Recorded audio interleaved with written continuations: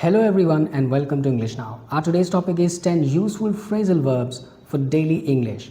This is going to be the 6th video from the series that we have started of phrasal verbs. So let's start doing that with my asking this question. Have you ever heard sentences like don't beat yourself up, I believe in you, or what became of him? These natural English expressions are used by native speakers every day. So if they do, why not us? Now it's our turn. Let's learn 10 useful phrasal verbs and expressions with meaning in an interesting way and easy meaning and interesting examples. So the video will be useful for everyday English users and learners building fluency step by step. This is going to be beneficial for them. So let's get started with the first phrasal verb of today's video, which is bear up. Bear up, which means to remain strong and positive during a difficult time. Bear up. For example, she bore up bravely after her father's death, which means she remained strong and positive during this difficult time of her father's death.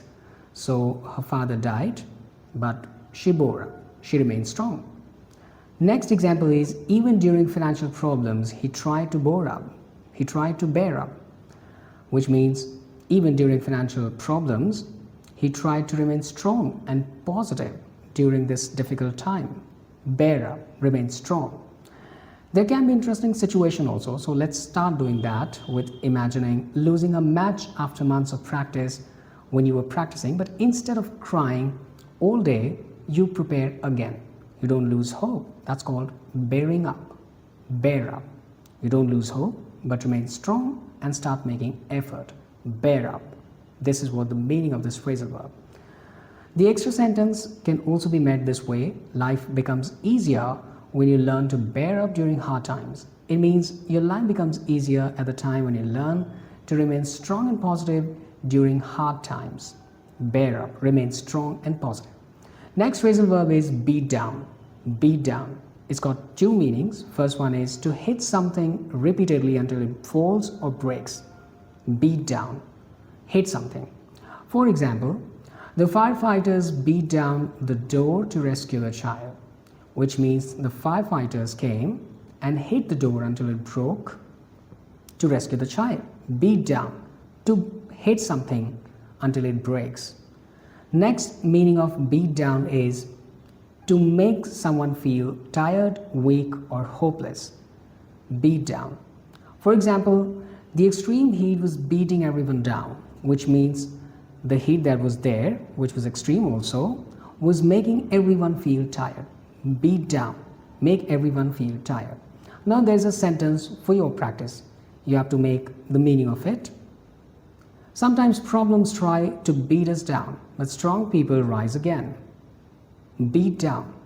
Remain strong. Next phrasal verb is beat up. Beat up. Its first meaning is to hit someone badly. For example, the robbers beat him up and stole his phone, which means the robber came and hit him badly and then stole his phone. Beat up. Hit someone badly. Next meaning of beat up is damaged or in poor condition. For example, he still rides a beat up old bike, which means he rides a bike which is in poor condition. It's not in good condition. It's in poor condition. Beat up. Something that's in poor condition. This can also be used in funny situations. For example, my phone is so beat up that even cover looks tired, which means my phone is in poor condition. That if you look at its cover, then it also looks tired. Beat up. Something that is in poor condition. The next phrasal verb is become of. Become of, which means to happen to someone or something. To happen to. Become of. For example, what became of your childhood friend? Which means what happened to your childhood friend? Become of. Happen to someone or something. Another example can be, we often wonder what became of our old dreams, which means we wonder what happened to our old dreams. Became of. What happened to someone or something. The fifth phrasal verb of today's video is beef up. Beef up, which means to strengthen or improve something. Beef up. For example, the school beefed up security after the incident. It means the school strengthened the security after the incident that happened in school, which was not good also. Another example can be, if you want better results, beef up your skills, which means you have to improve your skills if you want better results. Beef up, to improve something.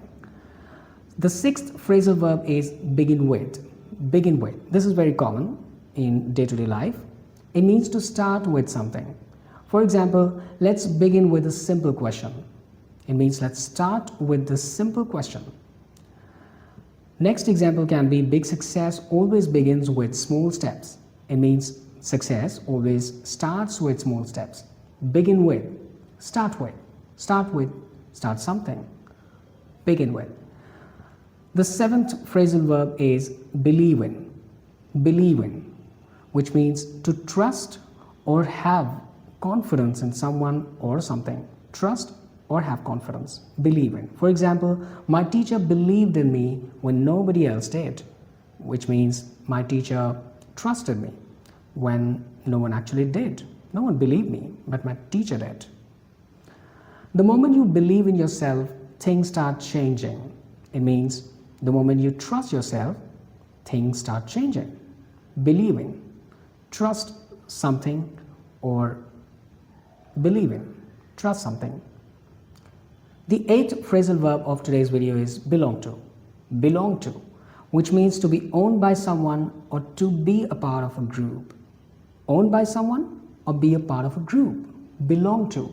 This is also very common in spoken English in day-to-day life. Examples can be, this pen belongs to Ria, which means this pen is owned by Ria.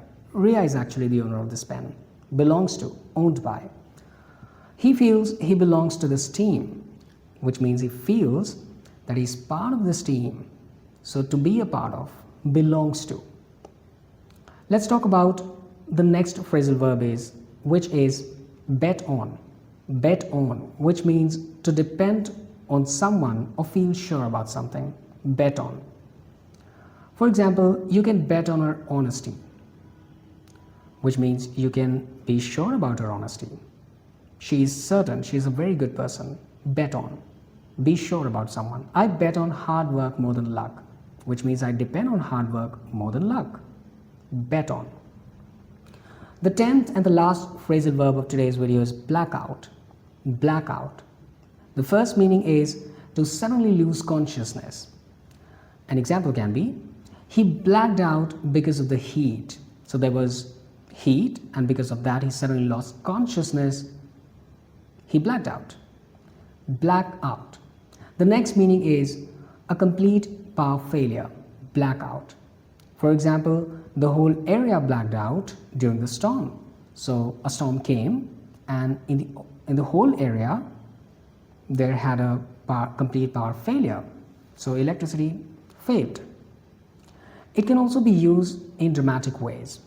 For example, 1 second everything is normal and the next second blackout, which means everything was fine and suddenly the person fainted or lost consciousness or just could not remember what happened after that. Blackout. This is used in the dramas and movies frequently to create dramatic effect in movies, stories, or in casual narrations as well. So these were the 10 phrasal verbs that we discussed today.